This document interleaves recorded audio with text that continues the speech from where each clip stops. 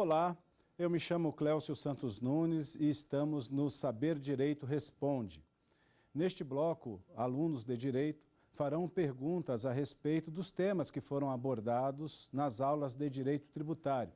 Estão conosco os estudantes de Direito Amanda, John Wesley e Larissa. O objetivo deste bloco é fazer com que os alunos formulem questionamentos e, a partir desses questionamentos, é possível se aprofundar alguns pontos que eventualmente não tenham sido devidamente abordados nas aulas. Vamos começar com a pergunta da Amanda. Amanda, qual questionamento que você teria para fazer a respeito dos temas abordados? Bom, de acordo com o artigo 3º do CTN, tributo é toda prestação pecuniária convertida em moeda, certo? Então, a minha pergunta é, essa prestação pode ser feita por meio de outros bens e moeda estrangeira? Excelente pergunta.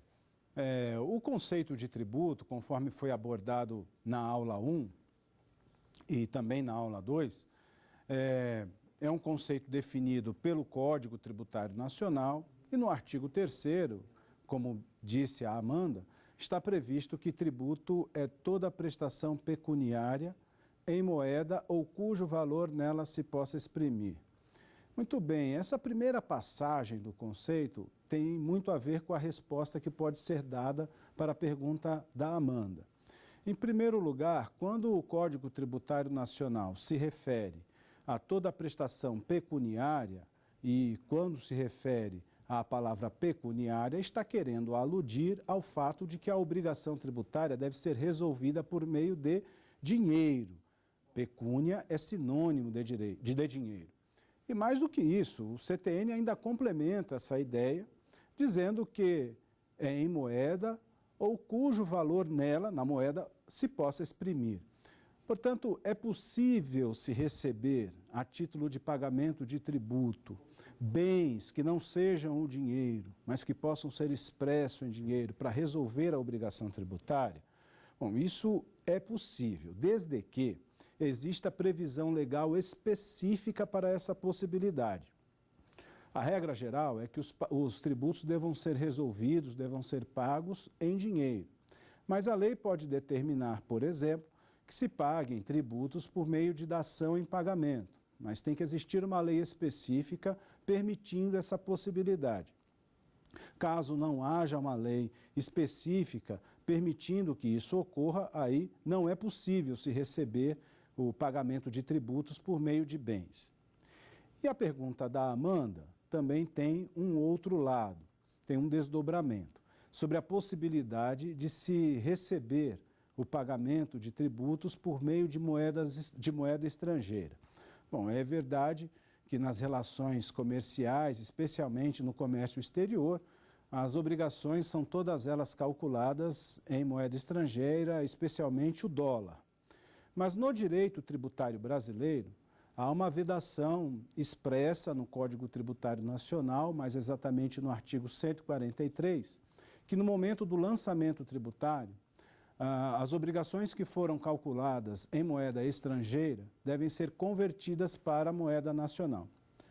Portanto, a resposta correta para essa parte da questão é que no direito tributário brasileiro é vedado se pagar tributo com moeda estrangeira, a moeda tem que ser convertida para a moeda nacional. É possível o legislador utilizar algum elemento da base de cálculo de um imposto na base de cálculo das taxas? Existe esta possibilidade. Havia muita controvérsia a respeito da utilização de elementos da base de cálculo de impostos na base de cálculo das taxas. Isso acontece porque algumas taxas, especialmente as taxas pela utilização de serviços públicos, ou ainda as taxas pelo exercício do poder de polícia, às vezes é muito difícil para o legislador conseguir dimensionar qual o valor do serviço que foi prestado pelo poder público ao contribuinte, ou até mesmo é muito difícil para o legislador dimensionar qual o valor do exercício do poder de polícia em relação ao contribuinte que teve a sua liberdade ou a sua propriedade de alguma maneira limitada pela atuação do poder público. E essa dificuldade, evidentemente, se reflete no momento de se fazer o cálculo da taxa. Era muito comum, né, no passado, e até hoje é bastante comum, por exemplo, no caso da taxa da coleta domiciliar de lixo. É possível se cobrar uma taxa pela utilização desse serviço específico e divisível. Mas a grande questão é saber qual o valor preciso da taxa com relação a cada contribuinte que se utiliza desse serviço. Bom, numa cidade grande ou até mesmo numa cidade pequena, a produção de detritos por cada morador pode variar muito. No comércio pode ser de um jeito, nas residências, nos domicílios pode ser uma outra quantidade. Daí a dificuldade do poder público de dosar ou de estabelecer o valor preciso da taxa para o contribuinte A, o contribuinte B, o contribuinte C. Então, em razão disso, é muito comum se utilizar um elemento da base de cálculo do IPTU, que é a área, o valor do metro quadrado do imóvel, e esse valor do metro quadrado ele é utilizado como uma referência para o cálculo da taxa da coleta domiciliar de lixo. Então, por exemplo, atribui-se uma expressão monetária, como 50 centavos, vamos admitir aqui como exemplo. Então, 50 centavos por metro quadrado. Então, de acordo com a área do imóvel, se multiplica esse valor de 50 centavos pela área do imóvel e assim pode-se ter o valor da taxa. Então, a área do imóvel, que é um elemento importante na base de cálculo do imposto IPTU, é um elemento também utilizado como referência na base de cálculo da taxa da coleta domiciliar de lixo. Isso é atualmente possível, existe uma súmula vinculante do Supremo Tribunal Federal que dá essa permissão. As taxas podem ser exigidas em decorrência de serviço público prestado à população sem necessidade de individualização do beneficiário?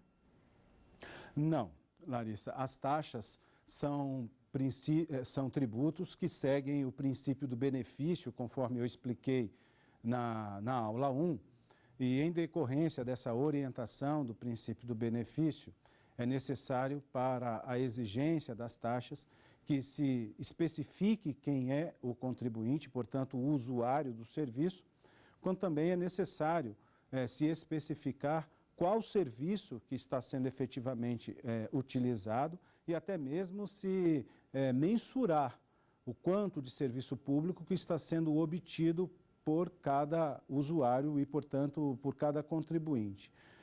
No caso das taxas, portanto, por serem tributos orientados pelo princípio do benefício, é necessário que se especifique quem é o usuário e também qual tipo de serviço que ele está utilizando e também se conseguir dimensionar a quantidade de serviço que ele eventualmente venha a precisar. Gostaria de saber qual é a diferença entre direito tributário e direito financeiro. Há como se estabelecer diferenças entre o direito tributário e o direito financeiro.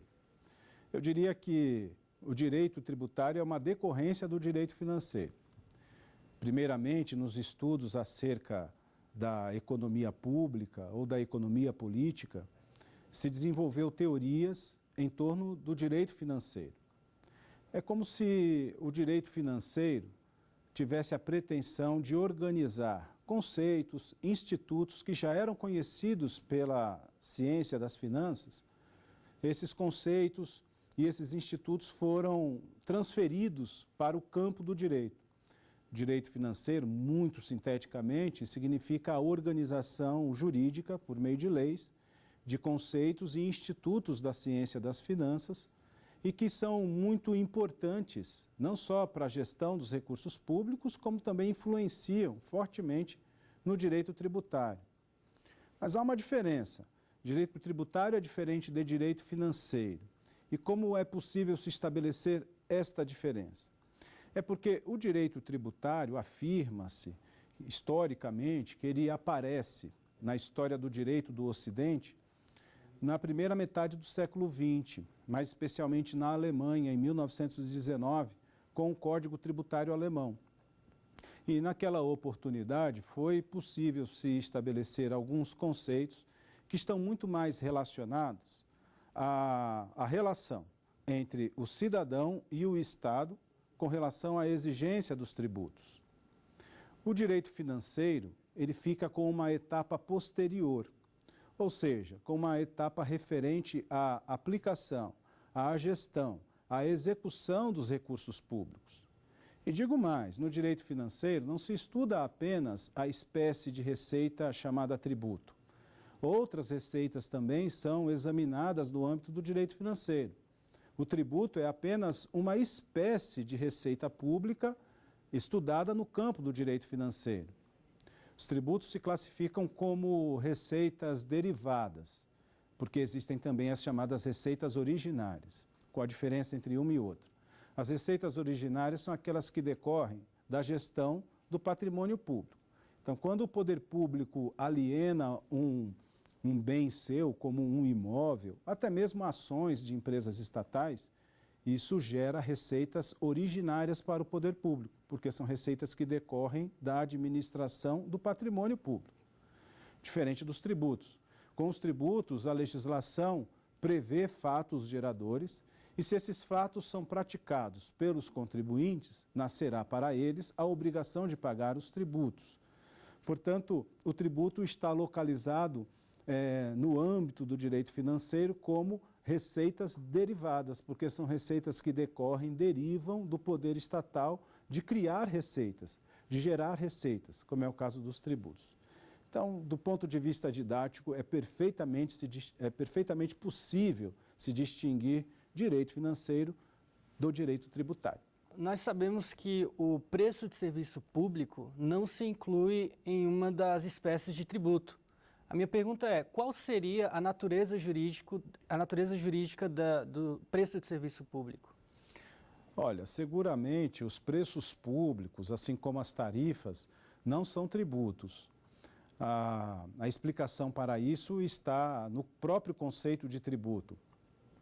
O tributo, por sua definição legal, que consta do artigo 3º do Código Tributário Nacional, é prestação pecuniária compulsória.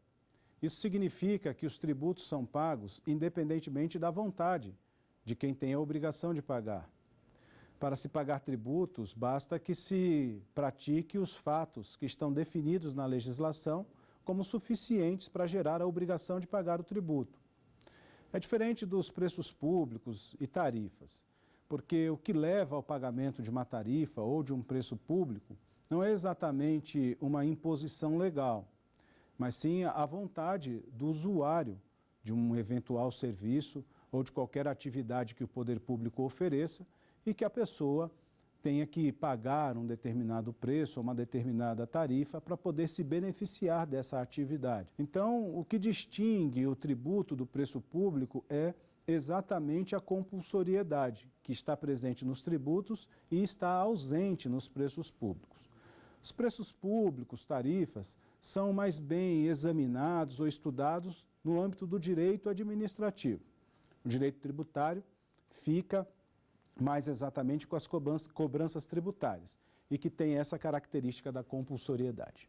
Agora nós vamos para um rápido intervalo e em seguida voltamos com mais perguntas dos nossos estudantes.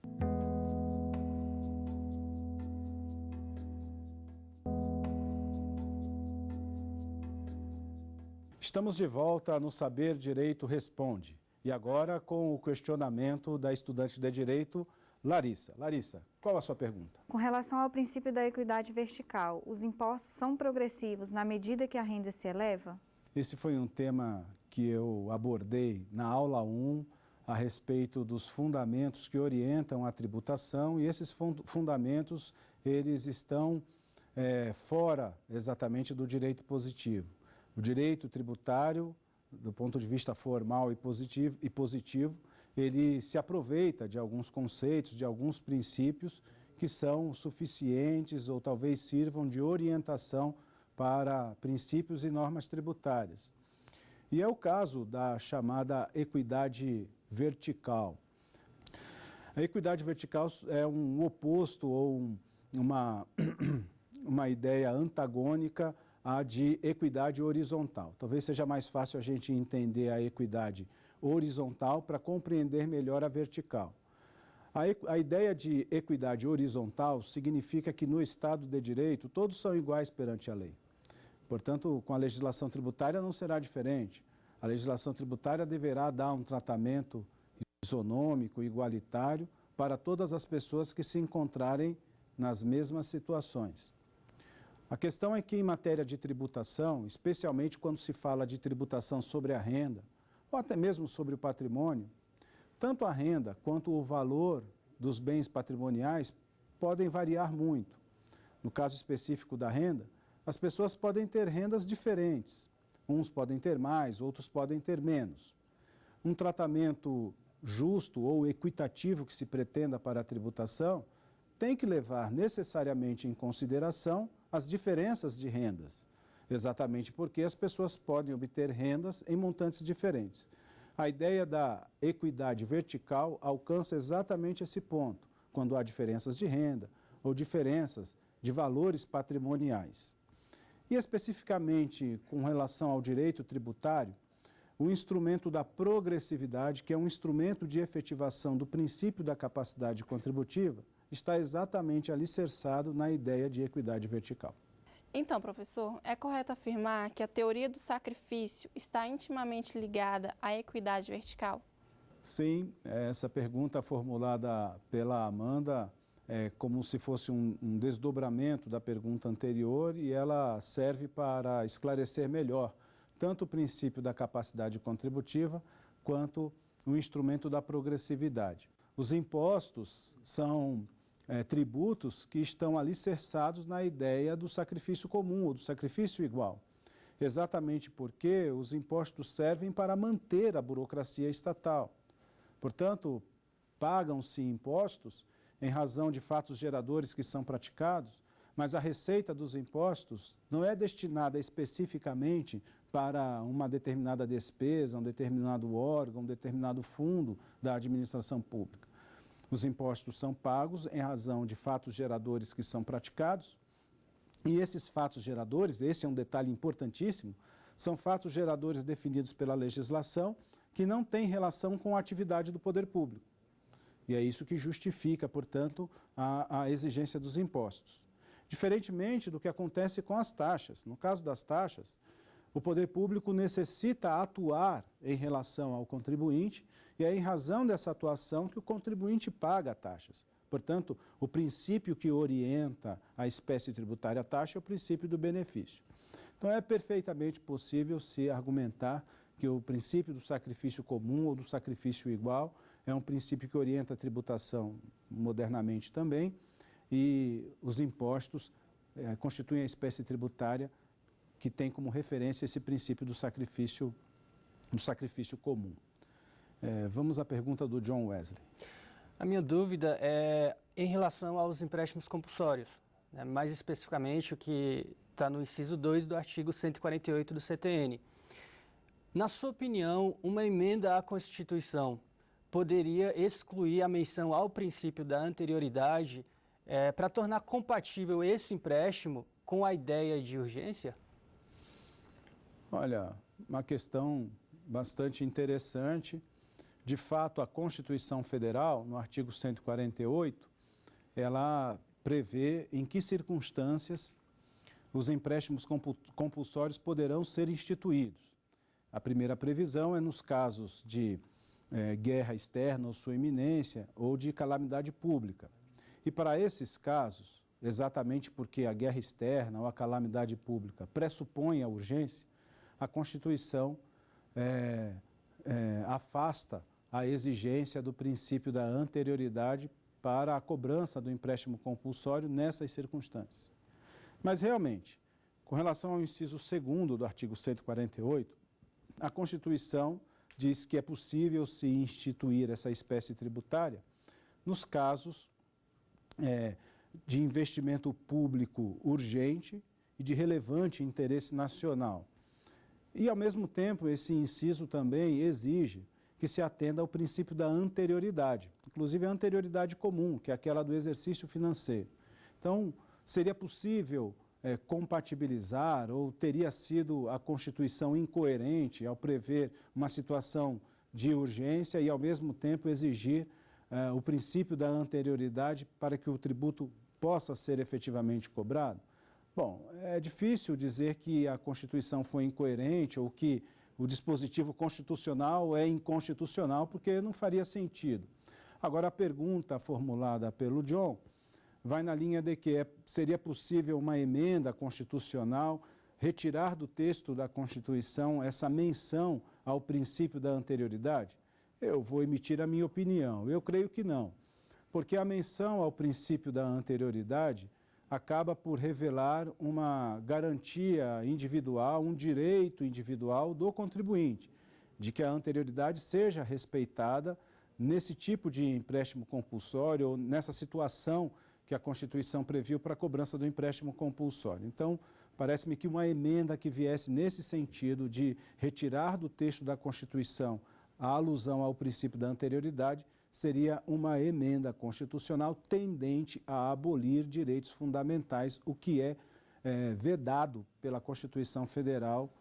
Então, professor, a imunidade tributária recíproca, ela é aplicável às autarquias e empresas que prestam serviços públicos?